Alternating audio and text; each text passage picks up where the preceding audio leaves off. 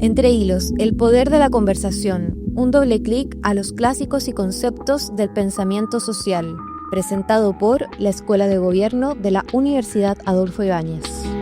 Hola, ¿cómo están? Bienvenidos a una nueva temporada en Entre Hilos en el Mostrador, con el académico Daniel Chernilo, profesor de la Universidad Adolfo Ibáñez de la Escuela de Gobierno. ¿Cómo estás, Daniel? Hola, Francisco. Feliz de partir nuevamente en abril, una nueva temporada. Así es, yo entiendo que es la sexta ya temporada que hacemos. Así es, partimos casi el segundo semestre del 2023, hicimos todo el 2024 con distintas temporadas sobre distintos temas, religión y política, pensamiento latinoamericano, pensamiento sociológico, y ahora vamos a partir y vamos a trabajar durante este año algo distinto. Así es, vamos a conversar sobre conceptos de las ciencias sociales en un espacio que una vez más es presentado por la Escuela de Gobierno de la Universidad Adolfo Ibáñez. Daniel, ¿qué concepto vamos a revisar en este capítulo hoy? Sí, como bien decías, la idea de este año es que vamos a dejar un poco de lado los libros y los autores y vamos a tratar de entregar como definiciones, ejemplos, distintas versiones de algunos conceptos que son bien importantes en las ciencias sociales y que no son los conceptos como más tradicionales de las humanidades. ¿No? Esa es una cosa bien importante, yo creo, de la curatoría que vamos a tratar de hacer, que no vamos a hablar de Occidente o de la libertad, ¿sí? de la moral, que son como estos grandes conceptos de la historia de la filosofía, sino que nos vamos a tratar de concentrar en conceptos que han permeado bastante el habla cotidiana. Podemos hablar más adelante de capitalismo, vamos a hablar de democracia moderna, vamos a hablar de nacionalismo, y hoy día vamos a partir con un concepto que viene de la antigüedad, de la Grecia clásica, pero que tiene un contenido súper específico en el mundo contemporáneo y que lo escuchamos todos los días, a cada rato, que está súper inflado, que es el concepto de crisis. Crisis, palabra que, por lo que estudié, es latina, pero de origen griego. ¿Qué es una crisis? ¿Qué significa una crisis? Y como tú muy bien dices, es una palabra que usamos mucho y a la que nos referimos constante y cotidianamente. Efectivamente, ¿no? La idea tradicional de crisis es la idea de que hay algunos eventos que comienzan a ocurrir que como que no se ajustan realmente a una secuencia natural o esperable de eventos. ¿No? Uno está haciendo algo, ¿no? Está martillando, ¿no? un clavo en una mesa, ¿no? Y uno se pega en un dedo, ¿no? El evento no ocurrió de la forma esperada. A gente como a mí eso nos pasa muy seguido, y entonces se genera esta crisis. Pero en el contexto más contemporáneo, más moderno, más en el sentido de lo que ha sucedido a contar de la Revolución Francesa, la Revolución Industrial, a finales del 18 y el finales la primera parte del 19, la crisis es la idea de que hay un momento, hemos llegado a una instancia, a una situación que requiere de tomar decisiones. Las crisis, así como en un sentido más abstracto, son aquellas instancias donde algo sucede en que las cosas ya no pueden seguir tal y como van y que por tanto requiere que los actores, las personas, en una relación de pareja, un presidente, ¿sí? O una intervención del Banco Central porque el dólar no está subiendo o está bajando, porque la inflación está muy alta o está muy baja, se requiere de una decisión, de una acción, ¿sí? Que cambie el curso de los acontecimientos. Entonces, la idea moderna de crisis es la idea de que hemos llegado, hay como una suerte de conciencia de que hemos llegado a una situación que simplemente no puede prolongarse en el tiempo y algo hay que hacer. Y en ese sentido, porque uno en la vida en general, en los distintos fenómenos que se dan en la vida humana y en la vida social, identifica situaciones problemáticas, ¿no? O sea, existen periodos de problemas, periodos de exaltación y también periodos de crisis. ¿Cómo han trabajado las ciencias sociales la distinción entre un gran problema y una crisis? ¿Qué distingue una cuestión problemática de una cuestión crítica? O sea, justamente la idea de crisis requiere de esta como convicción, conciencia de que si las cosas no pueden seguir tal y como vayan hasta aquí, entonces necesitamos una suerte de giro radical. Y en general hay como dos grandes tradiciones, ¿no? En las ciencias sociales para hablar de crisis. Una viene más de la tradición que viene del marxismo, de la tradición de la teoría crítica. Posteriormente, ¿no? Vamos a ir haciendo en la medida que podamos referencia a episodios, ¿no? A episodios de Entre Hilos anteriores y en las notas del capítulo van a haber algunas referencias académicas para quienes nos quieran acompañar. No, en la tradición de la teoría crítica es esta idea de que el funcionamiento de las sociedades modernas genera contradicciones permanentes. Entonces las crisis son una suerte como de consecuencia natural de que vivimos en una sociedad capitalista. En la sociedad capitalista hay una pugna de intereses entre distintas clases y eso inevitablemente resulta en crisis, ¿no?, relativamente cíclica y crónica. Entonces hay una suerte como de expectativa, ¿sí?, de que uno no sabe exactamente cuándo, no puede no saber exactamente bajo qué condiciones, pero las crisis son esperables. Distintas crisis económicas. La crisis económica del 29, la crisis económica del principio de los 70 por la crisis del petróleo, la crisis financiera del 2008. Esas serían como una suerte como de lógica necesaria de un sistema que funciona de manera como contradictoria. Y hay otra tradición, que es una tradición que viene más del mundo como del funcionalismo y del pensamiento sistémico, que dice que las crisis en realidad son momentos en que una organización, una familia, una pareja, pero también un país entra en una suerte como de loop, de ciclo repetitivo, y que entonces empieza como no a acabar su propia tumba, empieza a darse vueltas sobre lo mismo y hace que la situación en la que está cada vez peor. Y es esta incapacidad de salir de esta suerte de situación de trampa, ¿sí?, o de conflicto interno que le impide entonces salir de este espacio. Entonces aquí las crisis son entendidas menos como esta suerte de contradicción entre intereses en pugna y más como dinámica medio perniciosa que son muy difíciles de romper. Yo diría como que en las ciencias sociales esas son como las dos grandes tradiciones de crisis. Una más que viene del mundo del marxismo y de la tradición de la teoría crítica, y uno que viene más del mundo del funcionalismo y del mundo del pensamiento más sistémico. Oye, Daniel, y a propósito de las dos tradiciones y cómo se entiende desde las ciencias sociales una crisis, y yo sé que tú no eres historiador, pero voy a tentar la suerte. ¿Cómo juega el concepto de crisis, que entiendo además es un concepto, ya lo dije, muy antiguo, latino, griego, en la forma en que entendemos nuestra propia historia, nuestra propia existencia social y personal? Yo creo que una de las cosas como más importantes del concepto moderno de crisis es que no hay crisis sin conciencia de crisis. O sea, las crisis no se dan únicamente porque algo sucede en el mundo, sino que alguien tiene que darse cuenta de que eso está sucediendo. En el mundo del marxismo, cuando las crisis económicas se incuban, la crisis realmente es cuando los actores deciden vender todas sus acciones y la bolsa se desploma.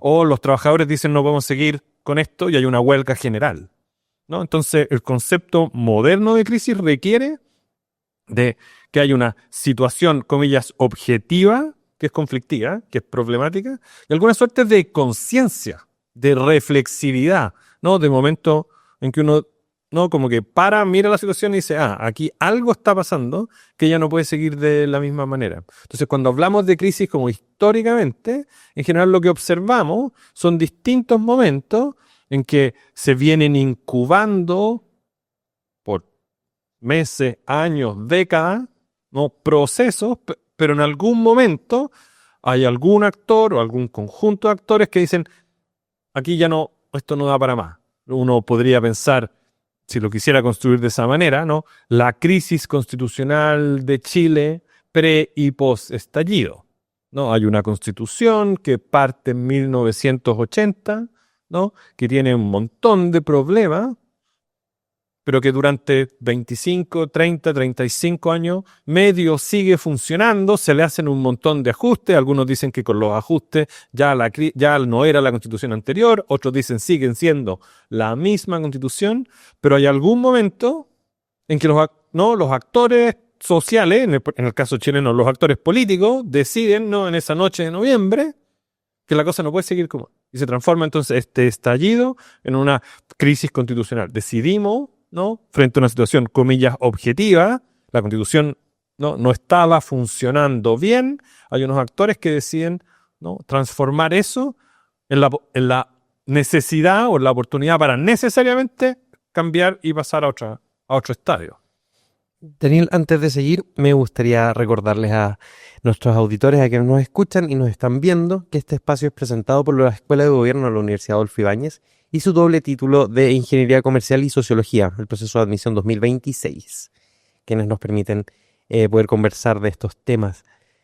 Y para seguir, y antes de que se me vaya la pregunta, entonces entiendo ya qué es una crisis, cómo opera, pero me gustaría quizás ser más insidioso y preguntar qué pasa cuando la crisis se convierte en permanente. Estoy pensando, por ejemplo, en la situación de países como Haití o algunos países en África, que uno identifica un momento de crisis, la ruptura de una guerra civil, una gran crisis económica, incluso un genocidio, por ejemplo, en el caso de Ruanda. Pero ¿qué pasa cuando este estadio se perpetúa? Deja de ser, deviene en otra cosa que no es una crisis. ¿Tiene que alcanzar necesariamente un pic o se puede mantener en el tiempo de forma permanente? O sea, como vamos a ver en muchos de los episodios durante el año, estos conceptos, que son en alguna medida conceptos técnicos, que no en distintas tradiciones teóricas se han tratado de refinar, se han operacionalizado, pueden haber maneras específicas, ¿no?, bien concretas de medirlo. Cuando permean en el discurso público, cuando permean en la sociedad, cuando el diario escribe, no, la crisis de lo que sea, de la Universidad de Chile, el equipo de fútbol, digo, no de la institución. Entonces, cuando los académicos no podemos andar haciendo de policía, oiga, eso no es una crisis, no le llame crisis a eso que no es así, porque el habla pública, la conversación social es más general. Entonces, la intuición de que hay como situaciones súper tremenda que se extienden en el tiempo da como la idea de esta como de crisis permanente. No, el académico inevitablemente tendería a decir, cuando estas situaciones están extendidas en el tiempo, han dejado de ser crisis, son la nueva normalidad. Son una normalidad muy dramática, son una normalidad muy, no puede ser muy insatisfactoria, pero una situación que dura 20 años. Ya no es una crisis. Un matrimonio permanentemente en crisis no está en crisis, ese es el matrimonio que es, ¿no? Está una relación que puede ser muy perjudicial para ambos cónyuges, para el resto de la familia, pero ese es el matrimonio. Entonces, en general, si uno quisiera como no difuminar, no hacer del concepto de crisis como cualquier, ¿no?, que sirva para medio cualquier cosa, como cuando dicen, no, la crisis es siempre una oportunidad. Suena como el libro de autoayuda. Claro, entonces uno diría, no, en general lo que hacemos es identificar aquel momento en que ya sea que las condiciones objetivas de la situación se presentan como especialmente dramáticas, o cuando los actores llega un momento en que dicen, esto no puede seguir. Así como están las cosas no pueden seguir. Por supuesto, uno puede decir, así como están las cosas no queremos seguir, y las cosas pueden terminar peor. ¿Sí? Pero hay un momento como de conciencia, como te decía, de reflexividad, en donde decimos, bueno, hay un antes y un después, y vamos a tener que navegar, o vamos a tener que intentar un camino distinto. Y te lo pregunto porque cuando hemos preparado este capítulo, hablamos de distintos tipos de crisis, que tú ya mencionaste, una crisis económica, una crisis de la democracia, una crisis constitucional, una crisis climática. Pienso también en crisis de la salud, la crisis de la natalidad de la que tanto se está hablando a propósito de los resultados recientes del censo. Pero pareciera ser que vivimos en un mundo bien, no quiero decir adicto, pero que gusta de crisiquizar todo, digamos, todo está en crisis. ¿Cómo trabajamos socialmente eso? Sí, yo creo que hay una visión como, si uno mira como, nuevamente, estas dos tradiciones que mencionamos hace un rato, la tradición más del pensamiento crítico, la tradición más del pensamiento funcionalista, está la idea de que las sociedades en las que vivimos son sociedades, sino que están en permanente crisis, que están en permanente tensión, ya sea porque hay distintos intereses en pugna, ¿no? Para que uno le vaya bien en el colegio hay que estudiar, pero para tener amigos hay que salir, y entonces entre el tiempo entre estudiar y el tiempo de salir, ¿no? Eso genera, ¿no?, un conflicto que para muchos adolescentes es efectivamente, ¿no?, una crisis como bien intensa. Entonces, en el lenguaje con el que usamos para describir las sociedades modernas, esta idea de que estamos siempre a puertas de algo que no va a funcionar, va a dejar de funcionar, o teníamos la ilusión que funcionaba, pero nos damos cuenta que ya no es así. Esa es una cuestión como bien permanente, de que describimos aquello que funcionamos siempre como un equilibrio bien precario, como que estamos no bien al justo, y que por tanto las crisis son algo esperable, porque las sociedades en las que vivimos, ¿sí?, exigen muchísimos recursos, exigen muchísima dedicación en la política, exigen un sistema judicial súper sintonizado, unas tecnologías que funcionen de manera no casi perfecta. Hace no mucho tiempo se nos cortó la luz por 16 horas y los efectos de eso son súper difíciles, son de sobrellevar, súper caros para algunas empresas, ¿no? El problema que significó para la gente para volver a sus casas porque no había semáforo, no había metro. Entonces, en ese contexto, las sociedades modernas viven en este como estado de, no de preparación para la crisis, pero de tener que como casi anticipar, sin saber exactamente cuándo, que algún evento que va a requerir de medidas extraordinarias y que nos va a obligar a repensar cómo hemos venido haciendo las cosas, esa es una expectativa que tenemos como instalada. ¿Y cómo crees tú, en tu expertise de sociólogo, que es nuestra relación con las crisis en términos sociales? ¿Cómo nos relacionamos con la idea de crisis y cómo impactan en nuestras relaciones, en nuestra forma de comportarnos? Porque cuando pienso en una crisis, pienso en un momento complejo en que además quizás las decisiones son más apresuradas, las cosas que decimos se descontrolan. O sea, una cuestión que yo creo que está bien instalada, la vamos a ver yo creo en un par de episodios más cuando volvamos a hablar cuando hablemos de democracia, es que nos cuesta mucho asumir que no vivimos en sociedades perfectas, no sociedades no súper nítidamente ordenadas, sociedades que no tienen un centro, donde, bueno, basta con que el presidente lo diga, o basta con que un policía dé una instrucción, o basta con que en el Banco Central digan tal cosa, y después, no, todos los otros elementos se alinean, ¿no? Y las cosas se estabilizan de una manera súper nítida. Entonces, esta suerte como de insatisfacción a ratos que tenemos con cómo funciona todo, y que por tanto pareciera que vivimos en esta, o si no a puertas de una crisis o en una crisis cuasi permanente, es parte de la dificultad que tenemos de aceptar del hecho de que las sociedades en las que vivimos están llenas de consecuencias no anticipadas, no llenas de expectativas no cumplidas, y que las sociedades son fenómenos altamente complejos y altamente inestables. Y por otro lado, uno podría poner como hipótesis que las descripciones de crisis en general son descripciones más bien negativas, ¿no? Esto no está funcionando, esto está mal, no podemos seguir así. Y eso, en el mundo de las redes sociales, ¿no? En el mundo de la comunicación digital, viaja mucho más rápido, mucho mejor, ¿no? Se genera muchísimo más ruido, movimiento, discusión, que uno dice, mira, qué bien que hoy día tuve un viaje en metro perfecto, ¿no? O que, no, hoy día no me acabo de tomar un helado exquisito. Eso no genera, ¿no?